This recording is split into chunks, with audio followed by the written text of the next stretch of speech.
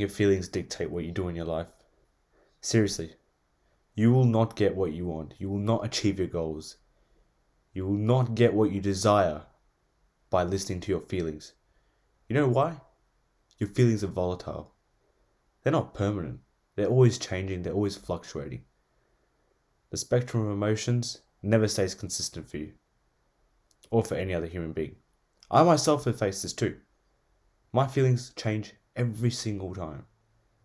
Every single time of day is different. So when you let your feelings dictate you, you dictate your work, you dictate the effort, you dictate how much work you actually put in and commit. And when that happens, you're not going to get much done. Stop letting it control you. Just stop. You know why? You're going to have outbursts, you're going to complain, you're going to worry, you're going to bitch about things, when you can just ignore them and do things on autopilot. Now, I'm not saying that you should neglect your feelings. It's important to acknowledge them and process what's happening. But you should not let them dictate what you do when you're trying to pursue a goal. There are many ways to overcome it. And the number one way is to have a peer by your side who can hold you accountable. Now, the way you can do this is by telling this said peer that if you don't do something, you have to face a consequence that you really dread. An example I'd do is, I'd call one of my best mates. I'd tell them, hey mate, if I don't go to the gym or if I don't read a book today, you get my Instagram account for a week and you get to post whatever you like. That is enough to force me to do those tasks so I don't face that consequence. Another one that I'd like to introduce to you is one step at a time. Often I don't feel like going to the gym. I don't feel like training. But what I do is I just go one step at a time. That is, I pack my gym bag, I unzip the bag, I zip the bag up, I put my shoes on,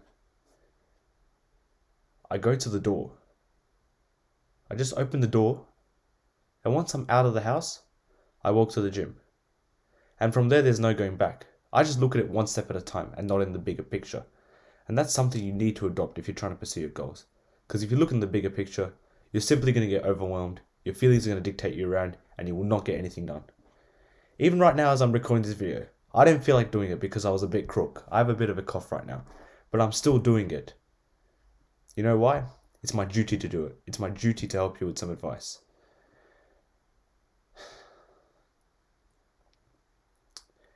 Those two things, holding yourself accountable and starting with small steps, are the best ways to stash your feelings and stop your feelings dictating what you do. Your goal enough, your mission enough should be enough to to force you to do work to contribute to that goal. You shouldn't be letting your feelings dictate you. Oh, but I'm tired. Oh, I don't feel like doing it. That's a beta thing to do. That is a loser mindset. If you're in a competition, you're going to go up against people who do not let their feelings dictate them about what they do. You will lose to those people if your feelings come into play. You will lose. You will not stand a chance against the people who do not let their feelings control what they do in a day. I could be in the worst mood ever. I could have just had like a life-changing experience. I'd still do the things I need to do in a day. You know why? With those frameworks set in place and with discipline and commitment. I always look for the longer goal. I don't look in the short term. As I complete these tasks, I like to manifest and visualize where I see myself in a few years' time after completing these tasks on a daily basis. You know, big physique, really, really smart in the real world, you know, knowledgeable about business, knowledge about people skills, knowledge about communication skills, and providing knowledgeable advice to you guys right now. So overall, don't let your feelings dictate you when you go for goals. Don't. Because when you're in a competition, I'm going to repeat it again. You're going to lose to that one person who rocks up on that day, even when they don't feel like, who does the hard work, especially when they don't feel like it. Shout out to Hamza for that quote. You're going to lose to them. Is that ambition not enough for you? Does that not drive you enough? If it doesn't, you should be ashamed of yourself. What's the point of going for it then, if you're not going to go and listen to your ambition? What's the point? Think that to yourself.